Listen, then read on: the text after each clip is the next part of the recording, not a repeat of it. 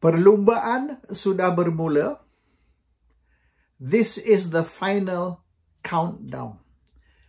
Lagi 14 hari, kita akan tahu keputusan 6 pilihan raya negeri yang sedang berlangsung.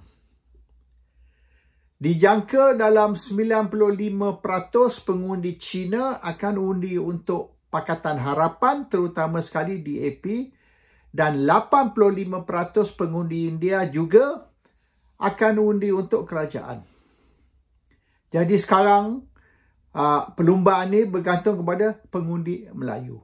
Boleh dikatakan pengundi China dan pengundi India is a foregone conclusion. Kita boleh jangka sudah bagaimana mereka akan undi.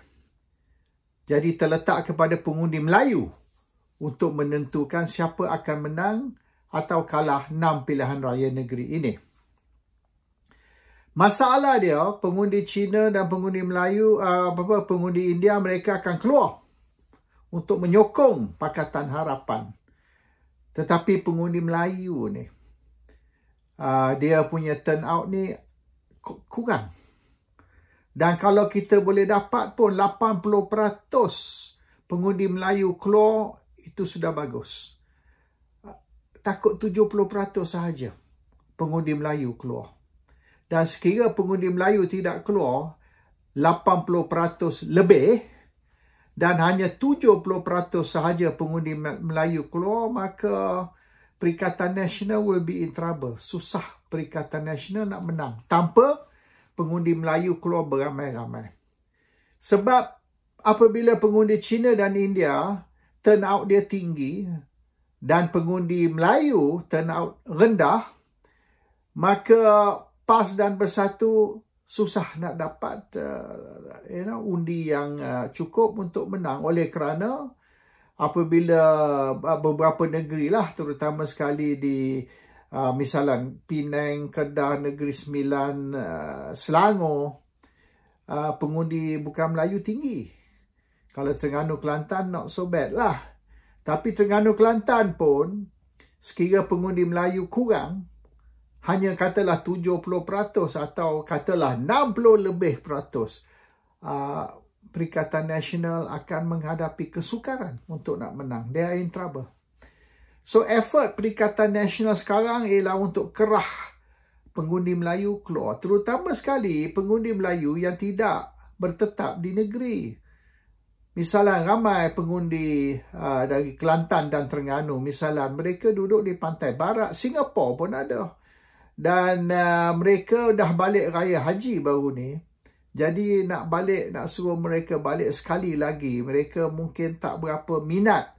Nak ambil cuti lah, belanja lah dan sebagainya. Ini akan melibatkan duit. Dan dalam keadaan sekarang, ramai orang tak ada duit. Mereka tak nampak faedah atau sebab apa nak bazir duit. Ambil cuti, especially kalau no pay leave. Dan belanja duit nak balik untuk mengundi. Mungkin mereka tak kisahlah nak balik mengundi. So, Terengganu Kelantan akan kehilangan banyak undi Melayu sekira tak berjaya meyakinkan ataupun pujuk orang Melayu yang duduk di luar Terengganu Kelantan untuk balik mengundi. This is very critical. Dan pengundi Melayu ni pecah dua. Macam pengundi Cina, pengundi India ni, dia orang solid di belakang Pakatan Harapan, baik DAP, baik PKR. Dia orang akan sokong, dan even Amanah, walaupun kononnya parti Islam, orang bukan Melayu akan sokong sebab mereka tidak lihat Amanah sebagai parti Islam, tapi Amanah sebagai rakan PKR atau rakan DAP, iaitu Friends, not so much Islamic Party, whereas PAS ni dia orang lihat sebagai Islamic Party. The fact that orang Melayu, orang bukan Melayu, Cina, India tak takut dengan Amanah oleh kerana mereka tak lihat Amanah sebagai parti Islam. Kalau tidak, dia orang pun khawatir kan nak undi untuk Amanah. Hanya PAS dilihat sebagai parti Islam. Itu bad and good lah. Bad bermaknanya oleh kerana Amanah tidak dilihat sebagai parti Islam, maka mereka senang dapat undi bukan Melayu. Dan sebaliknya, amanah oleh kerana dilihat sebagai bukan parti Islam. Mana orang yang sokong parti Islam tidak sokong amanah. So dia both positif and negatif lah bagi amanah. Negatif untuk undi orang Islam, positif untuk undi orang bukan Islam. So that is the situation lah. So sekarang ni the whole thing rests on the Malay voters. Bergantung sekarang pada pengundi Melayu, terutama sekali pengundi Melayu di luar negeri, luar Kelantan, luar Terengganu dan juga luar Kedah sikit sebanyak. So sekiranya orang Melayu tak nampak faedah untuk balik mengundi, that's very bad news for Perikatan. So Perikatan kena meyakinkan orang Melayu, convince orang Melayu, you have to go back to vote. Ini critical. Tapi macam mana nak organize kenderaan dan sebagainya, sebab sekali balik tu kurang-kurang 2-3 hari tu. Dan bukan saja akan maknanya mengganggu kerja mereka, tapi akan memakan belanja dan transport ni. Bagaimana nak balik, bukan semua boleh naik flight. And then kalau nak naik bus pun, tiket bus tu mungkin dah tak ada dah. So kena organize pula chartered bus.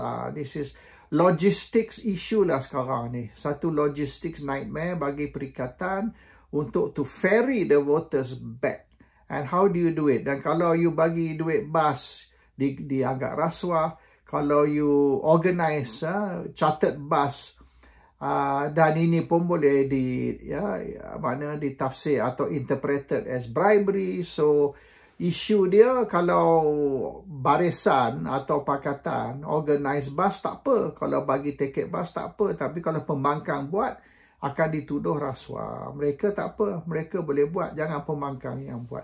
So banyaklah isu dari segi peraturan, isu dari segi undang-undang pilihan raya, isu dari segi logistics, and also jangan lupa nak beli tiket ke, nak bagi nak sedekah tiket ke, nak sewa chartered bus ke, akan memakan belanja.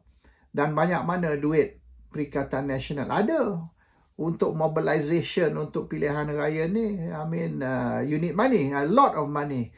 So unless ada sesuatu unit unit khas dengan satu budget yang besar untuk organize logistics, untuk organize bus charter ke dan sebagainya, kalau you harap maknanya pengundi balik on their own lah, beritahu mereka tolong balik, jadi mereka akan balik on their own initiative, mungkin tidak akan berlaku.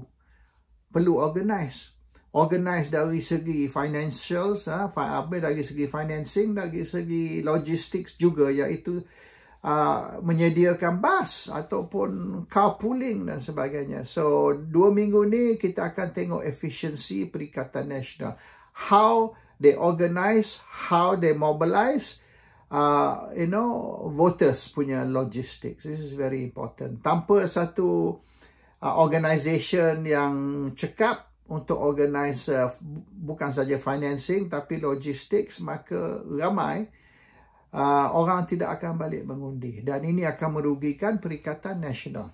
Anyway, itu maknanya masalah parti masing-masing.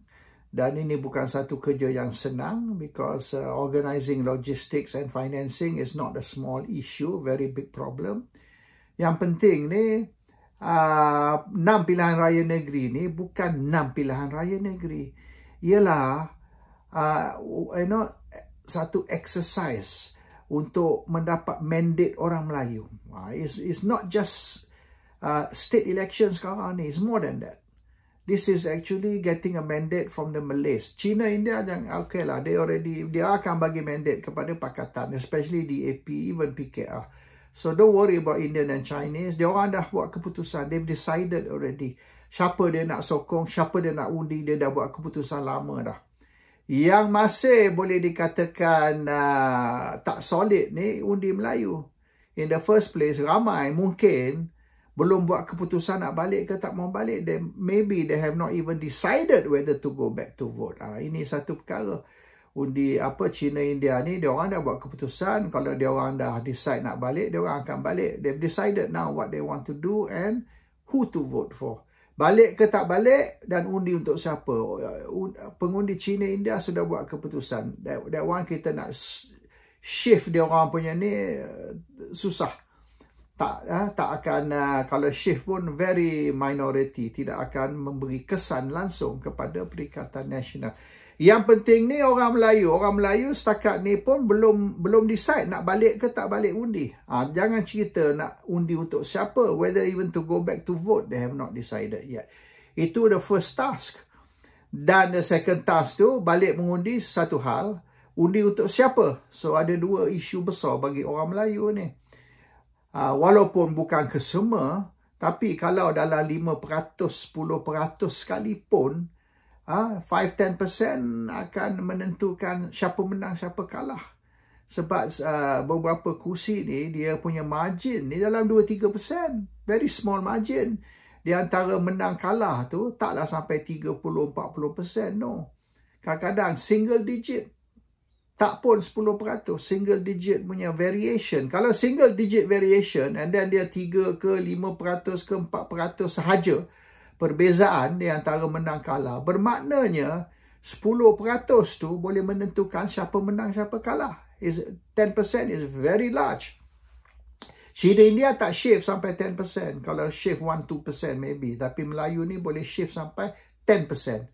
Dan apabila di antara menang kalah tu hanya 2-3%, 10% tu akan menentukan siapa menang, siapa kalah. That is very serious. So sekarang ni, Perikatan cannot afford even 2-3% pengundi lari. Kalau 2-3% pengundi lari ataupun 5% pengundi tak balik mengundi, itu boleh menentukan di antara siapa kalah, siapa menang. So this is the biggest problem for Perikatan Nasional.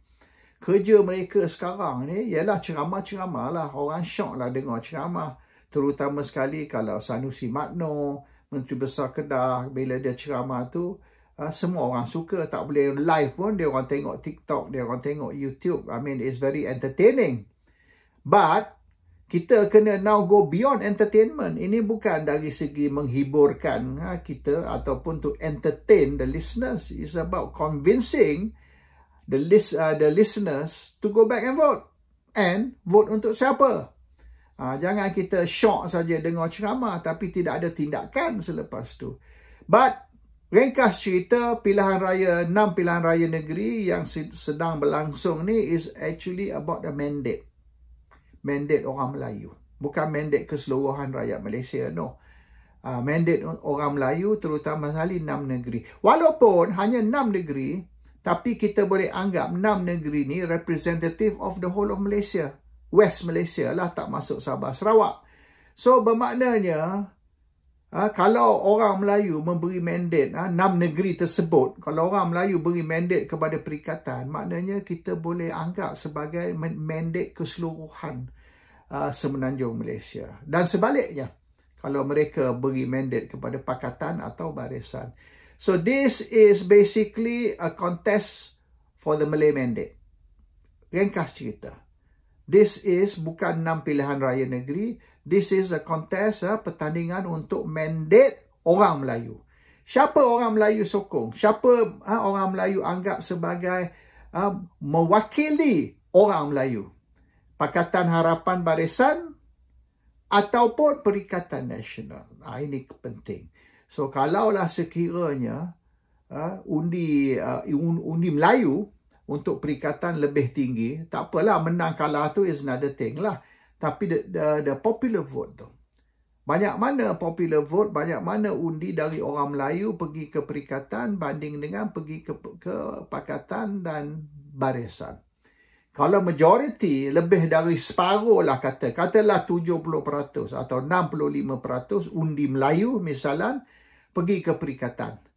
Dan hanya dalam 35 atau tak sampai 40% undi Melayu pergi ke Pakatan dan Barisan. Maka orang Melayu memberi mandate kepada Perikatan.